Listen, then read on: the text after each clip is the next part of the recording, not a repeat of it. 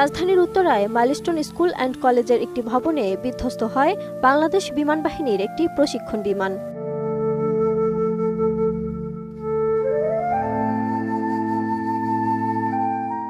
২১ জুলাই দুপুর ১টার পরপরই ঘটে মর্মান্তিক এই দুর্ঘটনা। ঘটনাস্থলে উদ্ধার তৎপরতা চালাচ্ছে সেনাবাহিনী, ফায়ার সার্ভিস ও বিমান বাহিনীর সদস্যরা। ফায়ার সার্ভিসের ১০টি ইউনিট কাজ করছে সেখানে। স্কুলের আশেপাশে সন্তানদের খোঁজে ভিড় করছেন স্কুল পড়ুয়া শিশুদের অভিভাবক, স্বজন ও উৎসুক জনতা। সবার চোখে মুখেই ভয়াবহ উদ্বেগ ও উৎকণ্ঠা। জানা গেছে, ঘটনার সময় মাইলস্টোন স্কুল ও কলেজে শ্রেণী কার্যক্রম ছিল শেষ পর্যায়ে। হঠাৎ বিকট শব্দে বিমানটি ভেঙে পড়লে শিক্ষার্থী ও স্থানীয়দের মধ্যে আতঙ্ক দেখা দেয়। অভিভাবকরা খবর পেয়ে ছুটে আসেন স্কুলে, অসহায় দৃষ্টিতে খুঁজতে থাকেন প্রিয় সন্তানদের।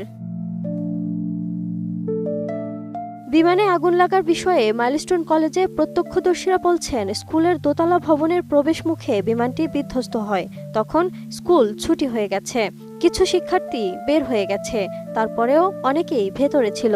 বিমানটি বিধ্বস্ত হওয়ার পরপরই আগুন ধরে যায়। মুহূর্তেই ধোঁয়ার কুণ্ডলী বের হতে থাকে। অন্ধকার হয়ে ওঠে চারপাশের এলাকা।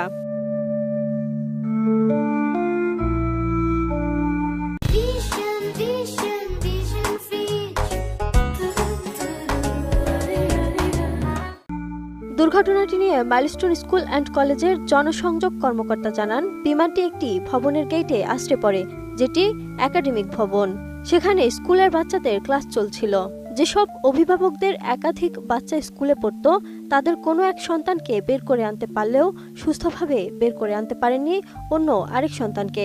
ভেতরে আটকে পড়া সন্তানের সঙ্গে কোনো যোগাযোগ করতে না পেরে অভিভাবকদের আহাজারিতে ভারী হয়ে উঠেছে চারপাশের পরিবেশ। ঘটনাস্থল থেকে ফেসবুকে প্রত্যক্ষদর্শীদের পোস্ট করা ভিডিওতে দেখা যায়, ভবন থেকে পোড়া শরীর নিয়ে দৌড়ে বের হচ্ছেন একের পর এক দগ্ধ শিক্ষার্থী ও অনেকেই। সেনাবাহিনীর গাড়িতে করে অনেককে উদ্ধার করে নিয়ে যেতেও দেখা গেছে।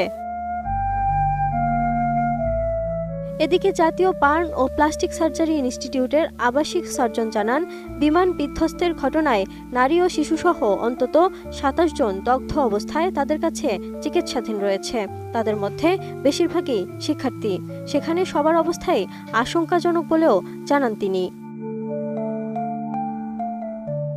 চিকিৎসক আরও বলেন, এখনও দগ্ধ আহতদের হাসপাতালে আনা হচ্ছে।